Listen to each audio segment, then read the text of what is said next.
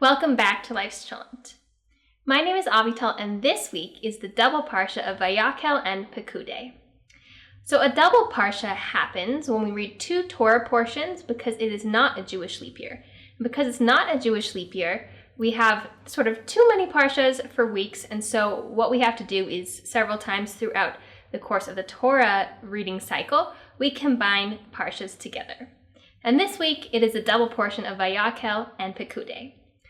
And in Parshat Vayakhel and Pekudei, we really see the gathering of materials for the Mishkan, for the tabernacle, the construction of the Mishkan, and the completion of the Mishkan.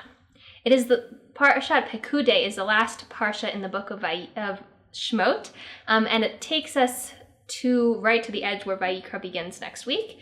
And at the end of the book of Shemot, at the end of Pekudei, we see God's presence fill the Mishkan because it is now complete. And that's where God's presence comes to rest there.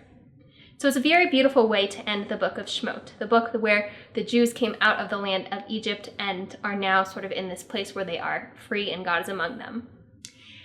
What I wanted to talk about this week is something that stood out to me after reading a number of verses, which I will go ahead and read to you.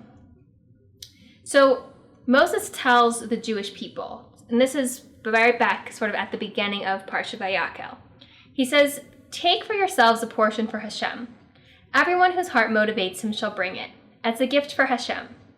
Gold, silver, copper, turquoise, purple, and scarlet wool, linen and goat hair, red-dyed ram skins, teshach skins, acacia wood, oil for illumination, spices for the anointment oil, and the aromatic incense, shoham stones and stones for the settings for the ephod and the breastplate."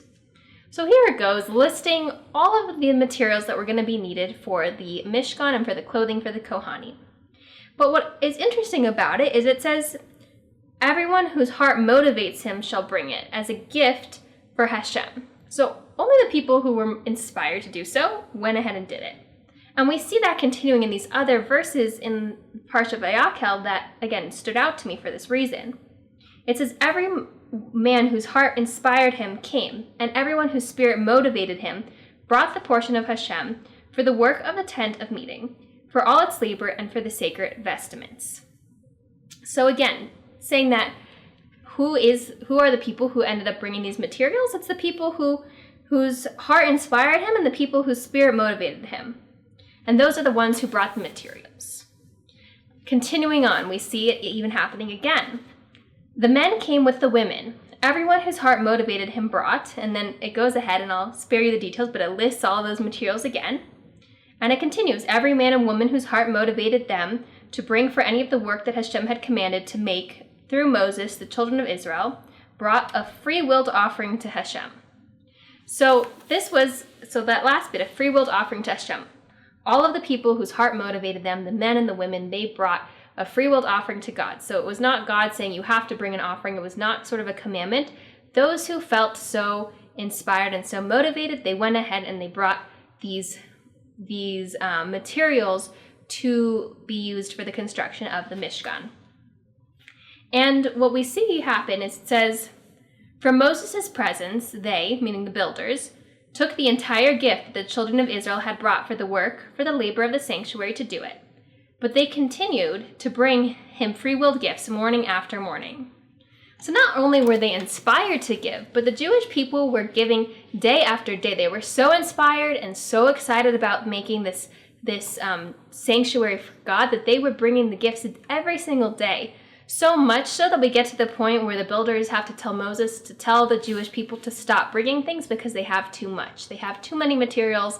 They have more than what they need to complete the Mishkan and to complete the clothing for the Kohanim. And I thought it was interesting.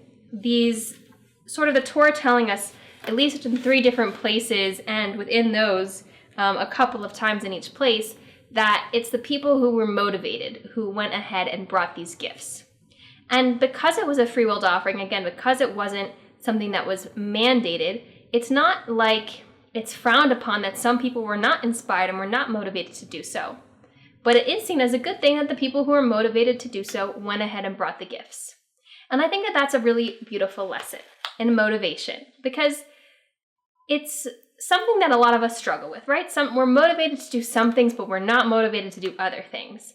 And in essence, what we're saying is, I want to do these things and I don't want to do these things.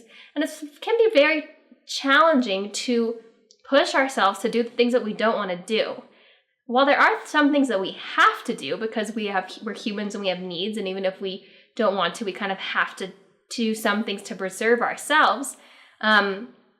I think that it's interesting here in the Torah that it's, again, not frowned upon that some people were not motivated to do this.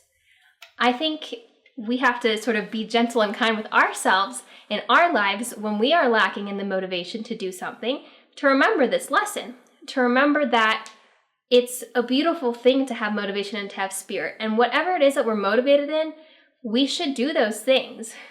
It is a beautiful thing that people were so motivated to do this. They were bringing day after day. They were working together as a community to create for this common purpose of making the Mishkan. It's a beautiful thing that they were motivated in that. And for the people who, there were so many opportunities between the different materials for people to bring the skills that they had towards its construction. And it's a very beautiful thing that those people were inspired and contributed. And we all have those things in our life, the things that give us that little spark, that little joy that we really want to do, that it's a pleasure to do them. It doesn't feel like work. It feels like joy. And we have those things that inspire others, and we look at them and we're like, that's just not for me. And the Torah is teaching us here that that's okay, that it's okay not to be inspired by everything, that it's okay not to be motivated by everything, and we don't have to be hard on ourselves because, again, this was a free-willed gift to God. This was something only for the people whose hearts led them to do so. And so with that being in mind, I wish you all a wonderful week and Shabbat Shalom, and I look forward to speaking with you next time.